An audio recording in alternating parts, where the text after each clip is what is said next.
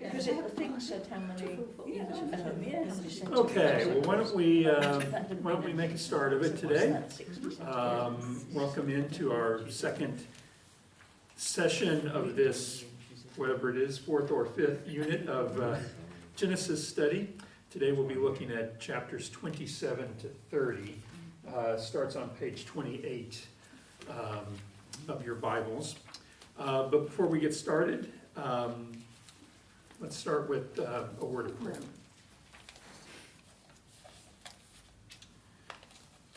God, we give you thanks for this chance to come together and study your word in a time when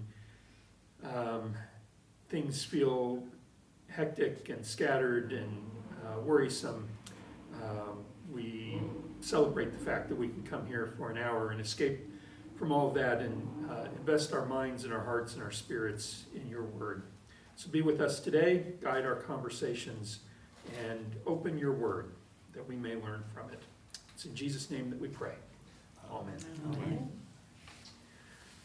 Morning, Sonia. The late Mrs. Gould. No, that's all right. That's all right. So before we get into this week's, I went back and found answers to the handful of questions that I think were asked during last week's session. So these are in no particular order. One of the questions that was asked had to do with if the Jews use a lectionary or something similar to that. And there is what's called a weekly Torah portion that is widely used. It's divided into 54, they divide the Torah, so that's the first 5 books of the Bible, divided into 54 parts, assign one for each week. It's 2 to 6 chapters, generally. So it's not necessarily used in worship the way that we would use the lectionary in worship. But depending upon how the local synagogue is structured and how often they might meet for worship and prayer and such, it can be read through during the week, or perhaps, there's a section that's lifted out on the Sabbath service that they might use to preach from or teach from. So the interesting thing about that is the first mention of that system is in the book of Nehemiah, and it was created by the prophet Ezra. So it's considerably older than the Revised Common Lectionary. Functions in sort of a similar way. Well, that's for the whole week. Yeah. Oh, yeah. Yeah. 2 to 6 chapters for the week. So, but the effect is through the year you read the whole thing. So,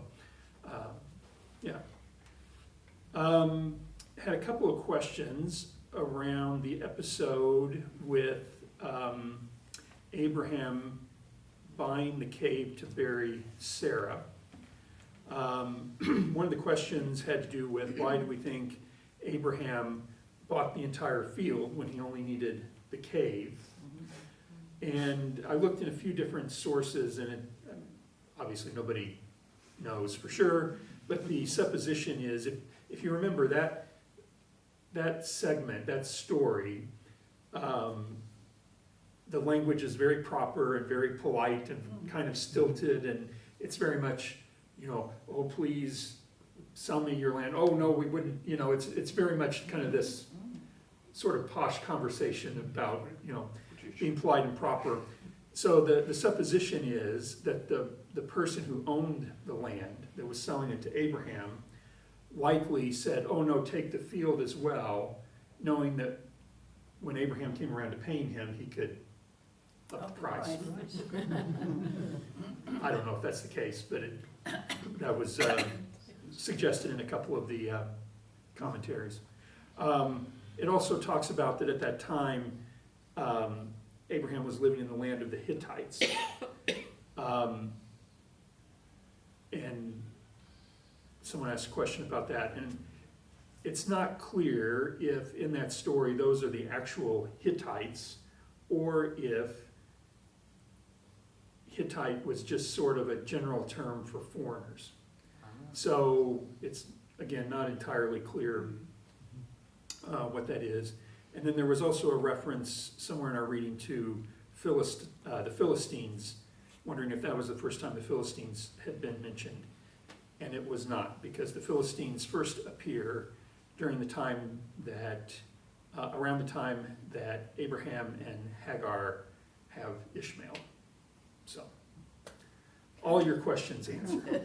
All your questions answered. You're a wealth of information. Well, Yes. my library is a wealth of information, not me. So today, we're going to look at 27 to 30, and it's a bulk of the story about Jacob. So if you've grown up in the church, if you've attended church for a long time, you probably know the story of Jacob a bit. But what's interesting is, in these 4 chapters, specifically the only passages that are included in the lectionary are 9 verses in chapter 28, which is what we would refer to as the story of Jacob's ladder, the dream he has. And the other passage is about 13 verses in chapter 29, which is Jacob making the agreement with Laban for how long he will work in order to marry Rachel. And that's it. So if you've been reading along, there's a lot of other stuff going on in these chapters. If you haven't, you'll probably hear some bits of the story that you don't quite remember so well. And so that's kind of what we're going to look at. So if we start in chapter 27, the focus of chapter 27 is Jacob stealing the blessing that rightfully should go to Esau. Well, it is kind of shocking. Yeah. And the mother colluding in it. Yes, Just yes. to say to Ruth, why did they bother to record all this? It's like the bits, the skeletons in the cupboard, isn't it? Well, of your family history. They wrote about it at any time. Yeah, yeah. Oh, yeah. There's a lot of moments like that in these chapters for sure. It is shocking for a variety of reasons. You know, if we look at how it's set up, obviously Rebecca is sort of the puppet master behind everything that's going on. She knows how to control Isaac. She knows what's going on with Esau. She knows how to finagle Jacob to get in there and steal the blessing. But what's also interesting is to pay attention to Jacob's behavior in this. Yeah. What is he worried about in this whole process? What does he tell Rebecca he's worried about? He's worried his brother will find out. He's worried he's going to get caught. Yeah. He's not worried about the ethics of it or the morality of it.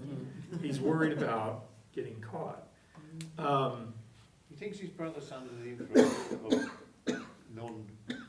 the heathers, of the Hittite women, doesn't it?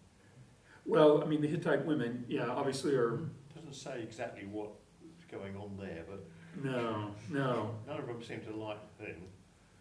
Well, we ended in chapter 26, there's that little bit about that Esau married the Hittite woman, and it was a great trouble to Isaac and Rebekah. So it's, yeah, something's going on there. Something else to notice in here is there's sort of some ironic language going on here, because Rebekah repeatedly says to Jacob, "Listen to my voice." If you read the dialogue, she says, you know, "Listen to me, listen to my voice." Really emphasizes listening. And the irony is that when Jacob goes into Isaac, the only sense that Isaac really has left, he can't see, but he can hear. Oh, And he knows initially that it's not Esau, but he doesn't trust his own intuition in that. And so there's kind of apparently it's more prominent in the Hebrew, but there's very much a back and forth between listen to my voice and then the irony that Isaac doesn't trust his own sense of hearing. Can I just say, as a person who wears hearing aids, Mhm. that I could understand that. Okay, You know, it's not a question of hearing and not hearing. You hear different things, and some sounds, and everybody's different in their lack of hearing. yeah, I mean, I've only just recently got these, within the last year or so, but there are certain sounds that I just can't hear unless I've got the aid in. And Right. that would have made a difference, okay, possibly, to the hearing that what he could hear. what he could hear. Do you see what I mean? Yeah, yeah, Yeah. no, that's helpful, yeah.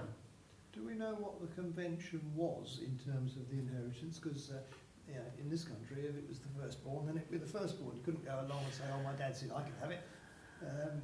Well- So did it actually depend on the blessing, or was it actually the firstborn? Well, so he's already stolen the birthright, Yes. which is the inheritance bit. Yeah. So that happened previously, so, and it certainly appears in this whole thing that the blessing is the blessing. And, Sounds like more like the ordination, so you can't undo it. yes, You yeah, can't do it to more than one, and you can't take it back. yeah, I think there's an element of that, for sure. And, so that, But would Jacob know that, Yeah. would Isaac know that it had been stolen? Isaac the father, would he know? about the birthright, Jacob or had about tricked the, his brother. well, I mean, he figures it out here when Yeah. Esau comes in. Yeah. And, you know, it really is unclear, that whole episode in a chapter or two before this, where Esau comes in and is famished, and Jacob's cooking and says, you know, I'll give you a bowl of stew if you give me your birthright. It's really unclear outside the two of them, Who knew? who knew. Yeah. My guess is Rebecca probably knew, but you know, that's not really made. Rebecca might put him up to it. Yeah, well, yeah, it's not really clear. You should name your children Rebecca, don't you? But, you know, Rebecca quite obviously is the master manipulator in this story. And even after the exchange of blessings, or the Jacob gets the blessing and Esau gets a different, lesser blessing.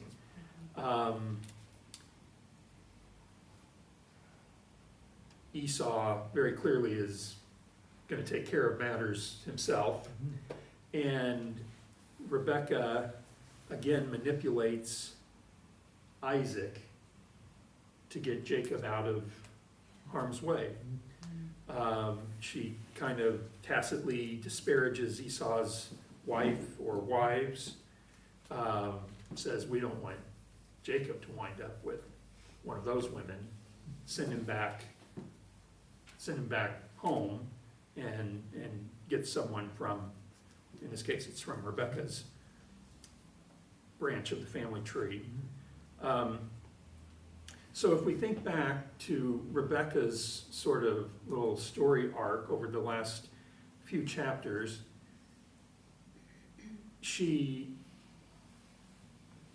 when Abraham's servant goes to find a wife for Isaac, she meets him at the well, and when she shows up back at home, she's wearing all the bling. But she hasn't talked to her family. She hasn't talked to her father or her brother about whether or not this is a good match. So does she manipulate? I mean, is that kind of who she is? Does she manipulate that situation? She obviously choreographs this episode with Jacob stealing the blessing. What else has she been doing in the background that's kind of influencing the family? So it's a very interesting, because if you remember we talked the last time that it never specifically talks about Rebecca taking action in response to God, as opposed to some of the other characters that are going on. Now she does get the oracle about having the twins, and the younger will serve the old, or the older will serve the younger, and all that. But it's just kind of interesting to think about what her character is and what motivates her in all of this. And when she sends Jacob out, she sends him back to her brother's family. So is that, could she have sent him somewhere else that would have gotten him out of immediate danger? Or is that again sort of, this will benefit my family? Why is she dealing with her brother? Is her father dead or something? Well, we assume by this point, because all the transaction then is with Laban, who's the brother.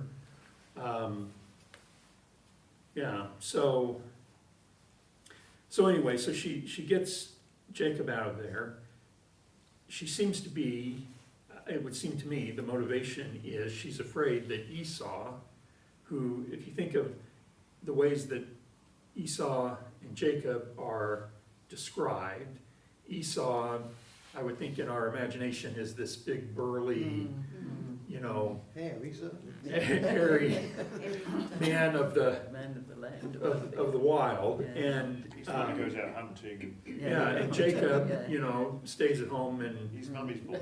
yeah, and so from those sort of stereotypical images, then you could see that, like, oh, Esau's going to kill him. He doesn't have a chance. So as we go through these next couple of chapters, pay attention to the feats of strength that Jacob performs, and maybe physically he's a little more, a little stronger than we might have originally thought. So the map you have is just a representation of his journey, or probably a lot of it is probably some speculation based on what we know about the routes in that part of the world at that time. I've been to Ebla. Yeah, Yeah. Yeah. so I think it helps us appreciate that this was not, oh, I'm just gonna send him out 20 miles away to where my family's from. I mean, this was a serious journey that he was undertaking. And the narration of it really is, we have sort of this story in chapter 28 about his dream, and that takes place down here at Bethel. And then the next thing we know, he arrives up in Padamaram. So there's not a lot of detail about what happened to him in Damascus, or what happened to him in Aleppo, or any of these other places as he made the journey. Long way. But it's a long way. It's a long way to go. So I think that just kind of helps give some perspective on it.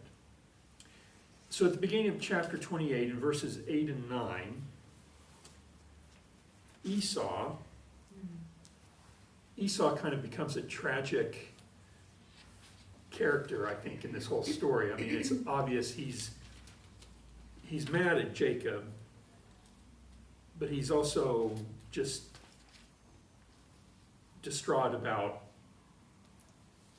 whatever it's done to his relationship with Isaac, I think. And so verses 8 and 9 talks about, Esau's basically still trying to make things right. So he goes out and marries the right kind of, he marries one of Ishmael's daughters to sort of have the right kind of wife that's going to resolve some of these issues he has with Isaac and Rebekah, whatever those issues were that were causing them trouble. And then it moves on to Jacob's journey, and specifically this dream or vision that he has, that, well, because of the translation that we often have, it's Jacob's ladder, right? That's kind of the image everyone has. But what's interesting is the Hebrew word that is translated as ladder in a lot of the English translations only appears this one time in the Old Testament. And it has a bit of an unclear etymology around it. So likely the image intended was more of a ramp or a staircase rather than a ladder. And a couple of the commentaries I looked at said very possibly it was envisioning sort of a Mesopotamian ziggurat, like a sort of a pyramid-shaped structure, which obviously would have religious overtones to it as well. And so he sees these angelic figures going up and down this staircase. And that gives him a sense of call, I think, for the first time that he's involved in this. So what do you think about what that dream is about and what it means for him? I wonder if he made it up, Yeah? because you can't prove it, can you? That's right. You know what I mean? That is right. He could see where he'd gone wrong and thought, maybe this is the way I'm going to get out of all of this. Yeah. I mean, he certainly has a track record that will be proven again in the future. Of he learned well from Rebekah how to manipulate situations. Very interesting. Like so Rebecca saying she had this at an oracle. She might have said that after the babies were born. She fitted quite nicely. She could have. No, Yeah. but also the fact that he believed that this was the actual. He'd stumbled across the place where God was present. Yeah. And yet, Yeah. in the Garden of Eden and that, God was everywhere. But suddenly there's Yes. just this one place. But it's not on the top of a mountain like that, is it? No. No, the ziggurat makes it think, Yeah. think that's what's going on. Yeah. Yeah. This is none other than the house of God, the gate of heaven. I mean, we still talk about the God of Bethel. Yeah. You go around, there's lots of Bethel Yeah. chapels and that. Yeah. you know. Oh, yeah. It's in the hymn, I think. It's the word Bethlehem, Oh, yeah. so it relates to it. Well, I mean, it's probably an extension on that. Yeah. Um, Because often we've got the two mixed up, but they're different places. Yeah. Yeah. So So you can visit there now, can you? I believe so. Yeah. Yeah. You're right. Well, or where they say it is, I guess. I wouldn't go today. Cancel it like that. Yeah. They touch on this sort I'm of. presuming that there's a church, but they didn't build the temple there, did they? That's anyway, that's a legend. Yeah. Well, but he puts this stone, this marker there. Yeah. And typically those sorts of, this, it says in our translation, a pillar that I think it says pillar, set up a pillar to mark that spot. And so those would have been similar to, they used to use what they call stelas, which were large stones that they would mark like treaties on between nations, like it was and so this would have been probably something in that ballpark in terms of what it was and what the, The Babylonians had stones, they wrote their laws on. yes, yeah, same thing. Skyline, something like that. Yeah, yeah. So, Nobody could read them, but they knew they were read them. so a couple interesting things. So those pillars, those cultic pillars, were usually at least several feet tall. So this is a stone of probably some significant girth that he's using. And so it says he picked it up and set it up. So that's one of those, maybe he's not such a weakling as, you know, we might be led to believe. You see, I think it could be the opposite. Okay? Because it's a natural reaction, isn't it? That, you know, when you're particularly scared, he's gone out, he doesn't know where, whatever, it's Mhm. a long journey, he's particularly scared, and, you know, in your dream, you're sort of dreaming, you're having this thoughts of all sorts and whatever, and then you make the pact with God, saying, you know, like, if you look after me, God, please, you know, I mean, how many, you know, in that moment, you sort of say, if you give me this, God, I'm going to be as faithful as you know, and give you back, and all of that. It's that Sort of the thought. adrenaline. You're right, yeah. Yeah, could be. I really need, you know, this now, and so, I don't know, it's on the strength bit, Yeah. but then, I mean, you know, it's all put very nicely here, like this is Yes. whatever, but actually it could be a very scared person that's gone to whatever and is doing the natural thing That's right. to And it could be entirely possible he's traveling with a whole group of servants who he just says, Yeah, fix that up. I was thinking that. Yeah. And he has Yeah, a, he did has the a history of being first deceitful, so person. why should we believe any of it? Yeah, He could look after all those sheep, couldn't he? yeah, yeah. Because presumably they say this bit's in our lectionary, but it's got the parallels with Revelation, hasn't it? Of the Yeah. angels going up and down. Yeah, And we get it all over churches as well, up and down the sides of doorways and. yes, yeah, yeah, I mean, the motif of it is Yeah. recurring. So pay attention here. So he has this dream, and God says to him in the dream, I will give you and your descendants the land on which you are lying. Your descendants will be like the dust of the earth. You'll spread out to the west and the east. It's essentially kind of a reiteration, sort of what God says to Abraham. Yeah. It's the continuation of that. So it's this grand promise and commitment that So God makes. does he realise that he's the chosen one out of all of Abraham's family? That he's the one that's going to be the next big, Well- the next big cheese. So let's look at how he responds, because it might say something about that. So he wakes up the next morning. He sets up the pillar to mark the place, and he anoints it. Then he makes a vow. If God will be with me, and if God will watch over me on this journey I'm taking, and if God will give me food to eat and clothes to wear, so that I return safely to my father's household, then the Lord will be my God. Yeah. isn't he already? Well, it's a very conditional response. You know, you think Abraham, you know, flat on the sand,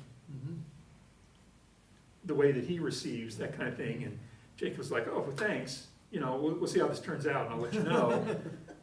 Yeah, it's just, Did he perhaps think that because his father had sent him off for his own safety and that, Mhm. that maybe his father's God wasn't up to it, and he was having doubts? well, I mean, We it's, all have, I mean, these. sure, sure. Yeah, I mean, it leaves a lot of questions, I think, about what the motivations are and what, I mean, he What didn't know is- that his father was rescued by an angel that came. yeah, yeah.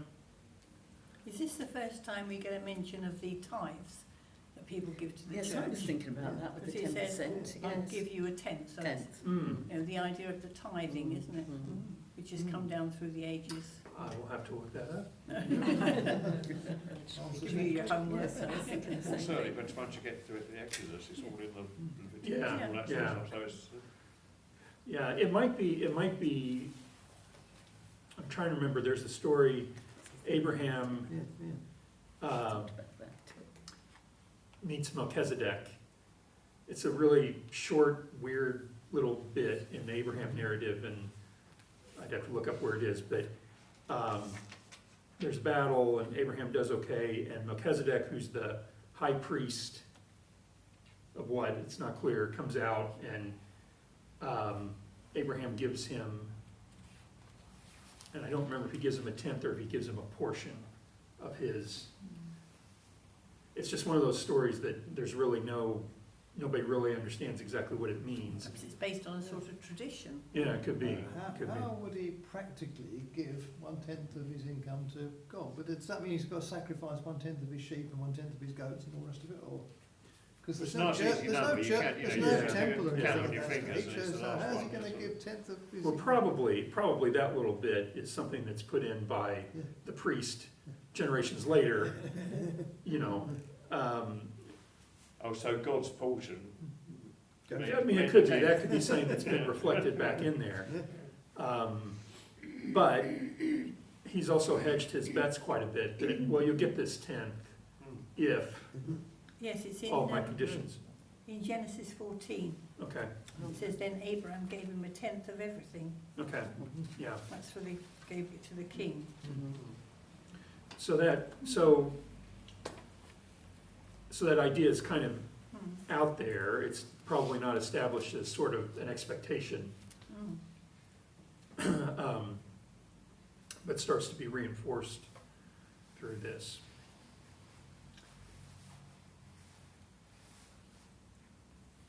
So, as I said, he gets up on his way, and the next thing we know, he's all the way up in the north,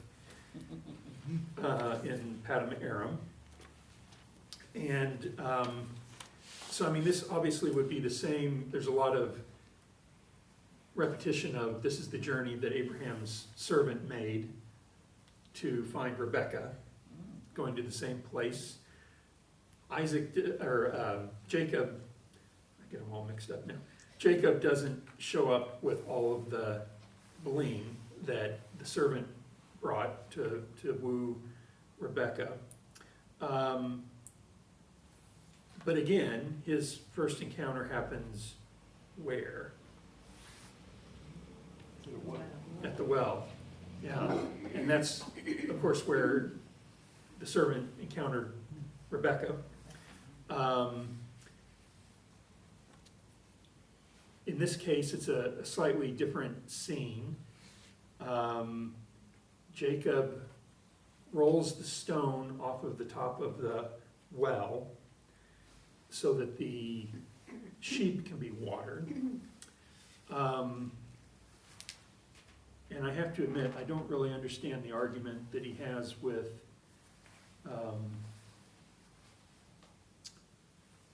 why they can't water their sheep until whatever. But he moves the stone, which is another sort of feat of strength of some sort. You can't walk, because the well would evaporate if it was in the sun. Could so be, they went yeah. through. Wait till the I mean, sun goes down. Yeah. Even they say, wildlife programs Africa, the wild animals in Africa, they go to the river or the lake Yeah. in the afternoon or the Right. evening. Is that right? When it says he moved the stone, it wouldn't necessarily have been him. I mean, he would have been travelling with his entourage of Well, probably hundreds of shepherds and all the rest of it. I mean, it could Say, be. you moved the stone. It could be. It could Because be. it's a stone there, it means it's a relatively civilised place. Yeah.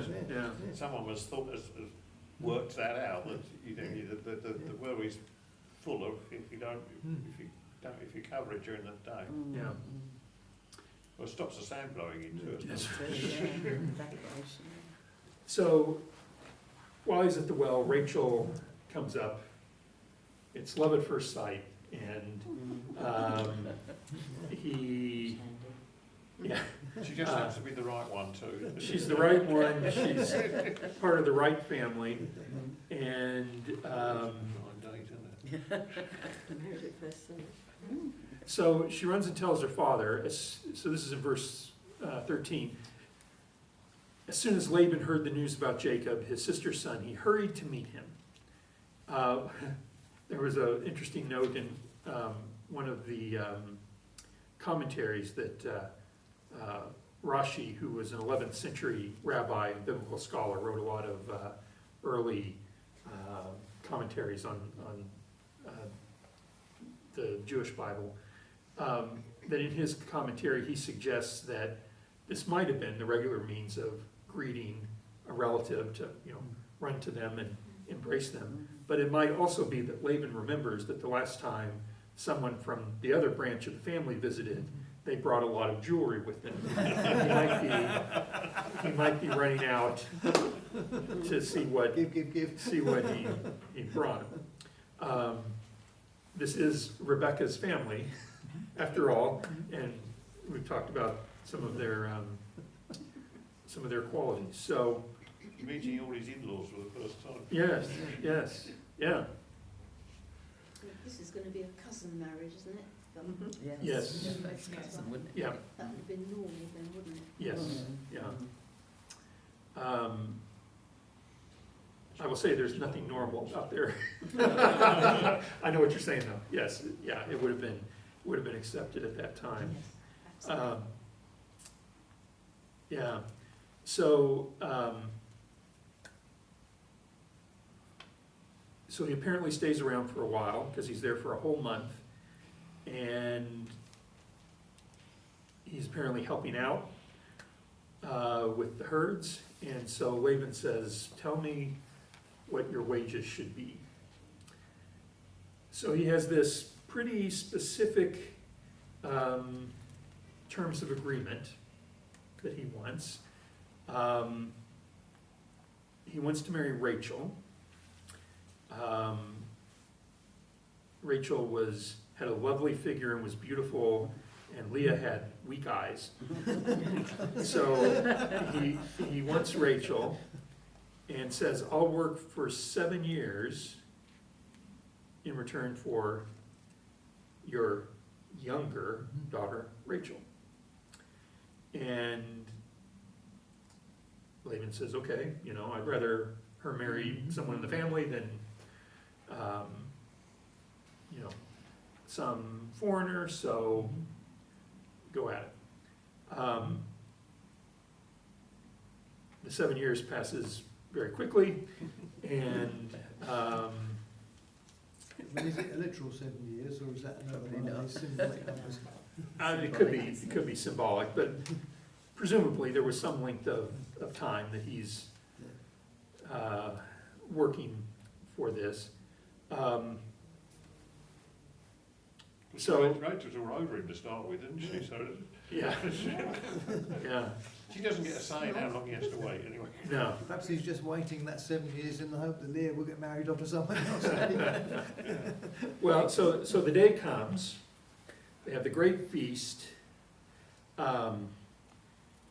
Laban swaps out Leah for Rachel. Doesn't he give her her own clothes? He pitches Rachel's clothes, doesn't she? Is that somewhere else? I read that. No, well, it doesn't, No. not here, but, Oh, sorry, it must be somewhere else. yeah, Dressing up, like a bit with Esau, isn't it? yeah, well, yeah. I mean, presumably, obviously she would have been in the wedding dress and probably veiled and all of that, and add to the fact that probably there was quite a bit of drinking that had gone on before the wedding time or before the consummation point. And so it's, You'd think he'd have noticed it, wouldn't you?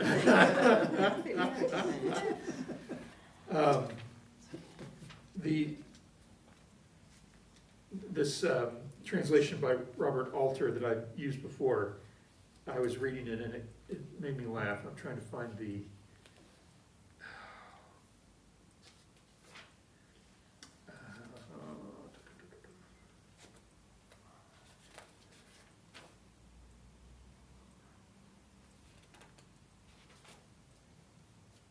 Okay. His translation is, and when morning came, look, she was Leah. Like, whoops. His eyesight wasn't very Yeah. good. Who had the weakness? It just kind of made me chuckle. He's being deceived just So- as he did before. So Jacob gets upset. Ironically, it's the same thing he's done. Yeah, pretty, Yeah. pretty far. Yeah. So, Laban says, it's not our custom here to give the younger daughter in marriage before the elder one. But that doesn't explain why he's done it. No. I would have told him that earlier, sort of thing. Maybe he figured he should know. He should know what the custom was. And so he says, oh, well, just hang around another 7 years and then you can have Rachel as well. Something for me to all damn children. Yeah. Well, that doesn't appear to be a problem because, Yes. I wish somebody would sort out this year business. yes, Sam, it's not like with the ages, isn't it? yeah. You put 7 years in the same category as how old Abraham and all these people were. That's right. It's Well, as a, probably just- as a proportionate, Yeah, proportional amount. probably just means a long time. Should be able to sort that Yeah, out. but he didn't have to work the 7 years and then get her, he got her straight away. You did. And then had to work the 7 years, if you read it. Yeah. Yes. Yeah. So,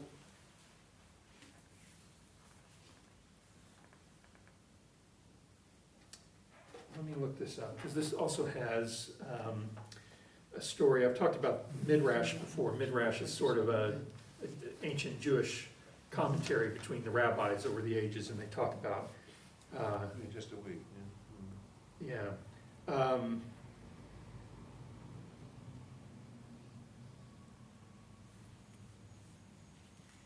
So the story in the Midrash about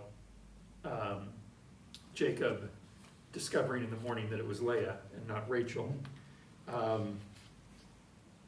It says, and all night he cried out to her, Rachel, and she answered him. And in the morning, and look, she was Leah. He said to her, why did you deceive me, daughter of a deceiver? Didn't I call out Rachel in the night and you answered me? And she said, isn't this how your father cried out Esau and you answered him? Oh, how did they know about that? These things get around. Just a way to point out what's going on. Yeah. Yeah. So then we move on to Jacob's children. I won't get one free. 10 years. And I won't get one free. so we have the continued theme here of a number of things. One is that Rachel, as the younger sibling, is the favored one, at least in Jacob's eyes, which kind of repeats this cycle. Isaac was the younger versus Ishmael. Jacob, younger than Esau. Rebecca, younger than Leah. And obviously in the next generation, Joseph is the youngest. It's not always the youngest, it's not always the second, it's just the younger winds up It's just not the oldest. over the oldest, yeah.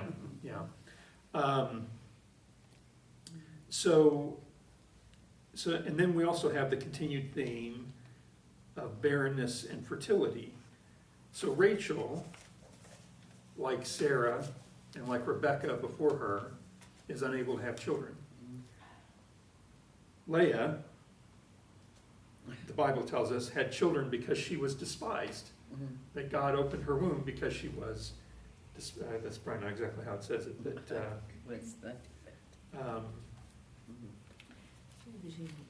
So when the Lord saw that Leah was not loved, he enabled her to conceive, but Rachel remained childless. That's not how you would see things today, is it? No. it would be a bit odd these days because although it's Rachel he loves, right, he's obviously still sleeping with Leah, because Yes. otherwise she wouldn't get pregnant. That's right, that's right. So, Is it that you had more than one wife? One was for having children, the other one was because she lusted after them. I imagine they were all for having children, probably, because they would have required a lot of, Yeah. Offspring. Yeah. mhm. The other one was a trophy wife. Yeah. Well, yeah.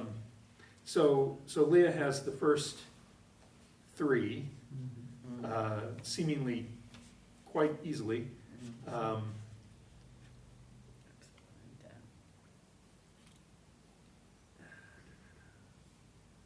And she keeps thinking that, okay, well, she's gonna be loved now because she gave him a son. Well, now he's really gonna love me because he's got two sons. Now he's really gonna love me because he's got three sons. And doesn't seem to be the case. So then in chapter 30, then we have Rachel sort of in the mode of Rebecca. Remember, Rebecca is barren, and it says she went to speak to God about it. And that's when she received this oracle from God. Well, Rachel, who does Rachel go to? A servant girl, Bila. Well, gives Bila to. Before that, she goes to Jacob. Yeah, It's Jacob's problem. Which, depending on how they understood how fertility worked, is obviously he doesn't have an issue with it. But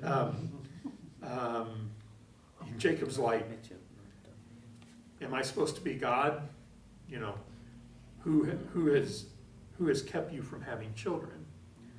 So then she reverts back to Sarah's tactic and says, here's my servant, have a child with her, and that'll be my child, and that's how it works. It's a surrogate. Yes, yeah. The translation on, like in verse 3, sleep with her so that she can bear children for me. Sort of a more direct translation is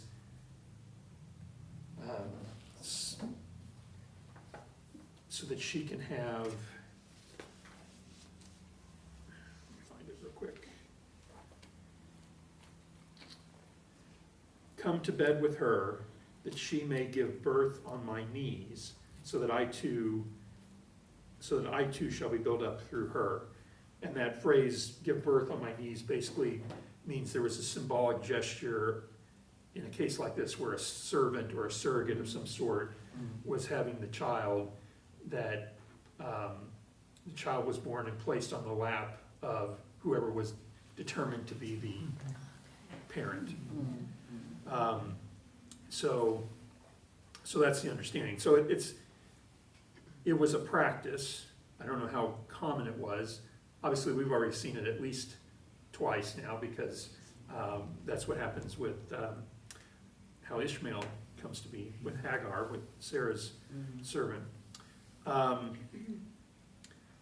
So the servant gives birth. Rebecca's happy because God's given her a son. And then the servant has another child. And then Leah, who apparently... Rachel went, didn't you? No. Oh, yes, sorry. I told you they're all... Another all. So then Leah sees she stopped having children. So that sort of suggests that maybe he's not spending as much time with Leah anymore. So she takes her servant and says, have more children for me. And her servant has a son. Do any of them have daughters, or are they just not They're mentioned? just not Well, there's a daughter at the end. They're insignificant, they never mention it. Dinah. Yeah, in verse 21. Oh, right. Yeah, at the end. Okay. At Yeah, the the end. girl at the end, I Oh, know. right. Okay. Oh, right, yes. Yeah. But then there's this episode with Reuben, who's the oldest son, found some mandrake plants and brought them home to Leah. He's Leah's son. And so mandrakes were thought to have be aphrodisiacs, as well as an aid to fertility. So, for whatever reason, likely because of those reasons, Rachel says, I want those. And as you can imagine, her and Leah's relationship's not the best. And so the trade-off is, you can have the mandrakes, but I get to sleep with Jacob. And that's, okay, that's fine. Yep, I'll take it. So when, this is down in 16, when Jacob came home from the fields that evening, Leah went out to him. You must sleep with me, she said. I have hired you with my son's mandrakes. So he slept with her that night. And she gets pregnant again.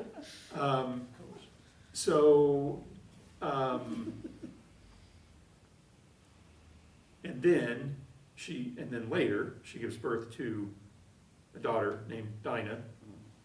That's the whole story there. About her later. And then God remembered Rachel.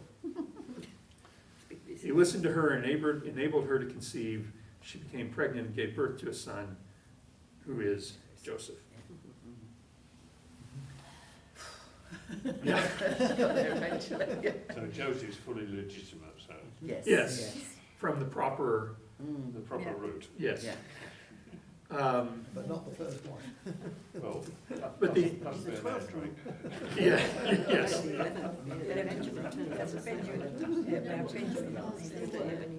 don't know when Mandrakes? Benjamin arrives. No, I mean, Do we know? no, I don't. No, It's a sort of turnip, isn't it? I think it's one it's of these- a root vegetable. It's one of these root vegetables that, when you pull it out of the ground, the bit below ground looks a bit genital-like. Enough information. Yeah. There's a few like Well, that. and in- the Greeks knew about. And in mythology, don't the mandrakes scream Yeah. when you uproot them? Yeah. Yeah. So, if you watch Harry Potter, Exactly. they pull the mandrakes out and they scream, and they have to wear their ear protection. Anyway, that has nothing to do with this story, but, It shows that the mandrakes, goes back a long time. yes, that's right, that's right, And it grew in these places too. yes. So in verse 22, God remembered Rachel. Kind of an odd way to wonder what God was thinking about during all these intervening pregnancies with, We must be going further, of course, a pregnancy will be 9 months. yes, We're all this talk of years, yeah. but when you think, there are all these 9-month Yes. pregnancies. Well, it sounds like Leah's having one every other week for a bit, I mean. One every year. Well, I mean, one of them, in one of the translations I was looking at,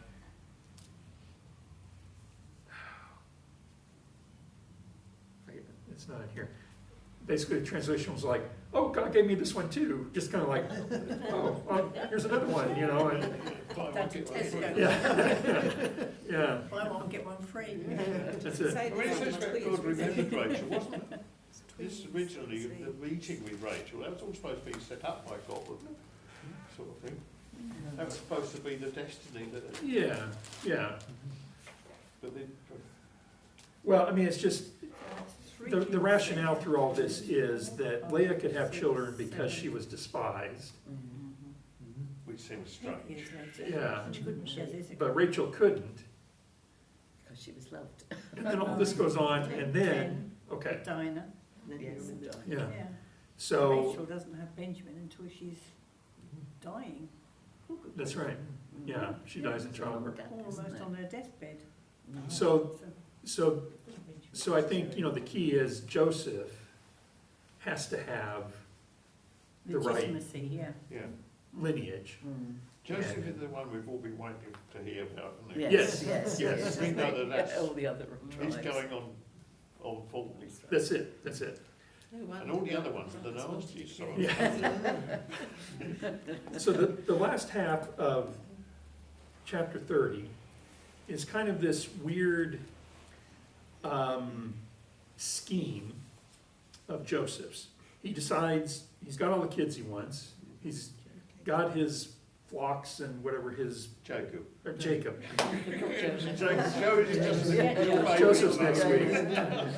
Anyway, he says to Laban, "Let me take my stuff. I'm out of here." And Laban realizes and says to him, basically, God has blessed me because you've been here and my wealth has grown. Laban doesn't want to see this cash machine walk off down the road. So Jacob comes up with this scheme about you take the solid colored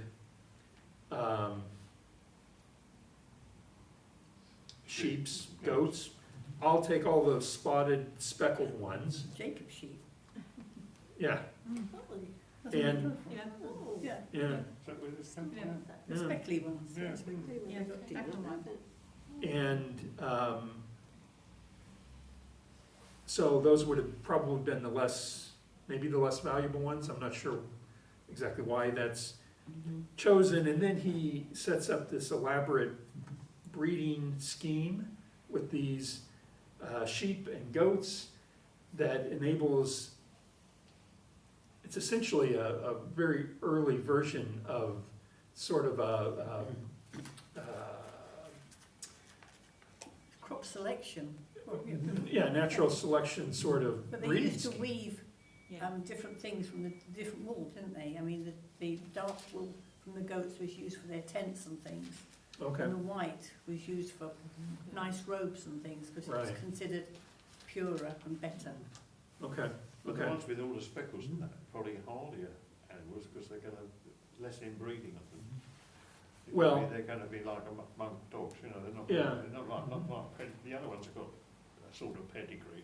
Yeah, yeah, As far as you can go Yeah. with the way they kept their sheep. I mean, farmers are much more particular about where they let the rams go. yes, yeah. Well, so part of Jacob, part of what's described here is there was sort of a ancient belief or superstition that it talks in here about he takes these branches and he strips the bark off of them so that they're white and they're black, and the idea was that he does so to encourage the mating to take place near where these essentially black and white hashed branches or whatever he's concocted are, because the idea was that whatever you looked at during conception influenced the markings that came out at birth. So that's, I mean, I read through this first time and I thought it was quite strange, but that's what's going on, is that he's manipulating again, he's manipulating this breeding program. And then he, selects the stronger ones to be more enticed to mate and reproduce, and so he's way ahead. Well, maybe he's not ahead of his time because obviously this took place back then, but he's really thinking through how he's going to increase his wealth and his herds, and so that's what's going on in that last section. If that was, And he's doing it to the detriment of What? somebody else. I mean, that's Yeah. something, if you could do that, but not to the detriment of somebody else. yeah. It's a Well- series of programs, it's on this second now, it's got a series now, it's Farming Life. Yeah, It's on BBC Two at the moment. It's all about mainly sheep farmers in Scotland, it wasn't Northern Ireland as well. oh, okay, But, the ones that obviously go for the numbers, and there's others that go for pedigree or what they look Yeah. like, black nose or Yeah. special breeds. And often the sales, and they'd have a show and then the sales. yeah, And if you did well in the sale, you got a better price yeah, in the sale. But it's all this, I mean, this sort of thing is Yeah, You know, yeah. it didn't come from nowhere, did it? No, that's right, that's right. So, in a very quick nutshell, that is that bit. So next week then, it's still gonna be Jacob, still manipulating things, and still running from Esau. So, a little bit more of the same. We're doing, next week is 31 to 34, chapters 31 to 34. Jacob essentially was a sneaky devil. Yeah, He wasn't very nice. He took advantage of everybody. So why did God favour him? well, that is the interesting bit. Technically, Joseph, as his descendant, is the wrong. It should have been Esau's descendants. Yes, I mean, Yeah. add up, does it? no, Yeah, we see Joseph as a prototype Jesus, something, you know. yeah. That's a good one. Well, I'm saying, but why did they record all this? well, and that's why, Why did they just sweep it under the carpet? I mean, that's why I said last week, if you were writing a story about Your family. your family, Yeah. or the history of how your God worked and did things, this is a weird story to tell. So, yeah, Fascinating. it is, and I suspect that's why only a couple of little bits show up in the lectionary very often, because, Yeah. And they're paired with specific other yeah, readings as well, Yeah, aren't they? It's yeah. almost like they chose the New Testament and then looked back to see if there's Cross. anything appropriate. that's it, yeah. All right, so before we go, I do have a short song. Some of you will recognize this for sure. I think part of what we have to think about is, and this kind of goes back to your comment a second ago, how do these stories get told today? And how do we conveniently edit or update them? Yes. We ignore yes. the nasty bits, don't we? Yeah. We tell Yeah. the story of Jacob's ladder, Yeah. and we tell, all the, the sons, there were Jacob and Naphtali and Asher and Dan and whatever. Yeah. But you don't, all the nasty backbiting and everything else That's doesn't, right. doesn't right. come through, does it? So the song I picked today is jumping the gun a bit, but it's from Joseph and the Amazing Technicolor Dreamcoat. And this is Jacob and Sons. Oh, yeah. So Can we join in? you can join in if you want.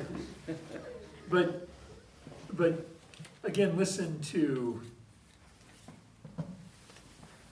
this is the great Jacob, and just the way that it's characterized. After having read that, then think about This is the same guy. this particular piece of music.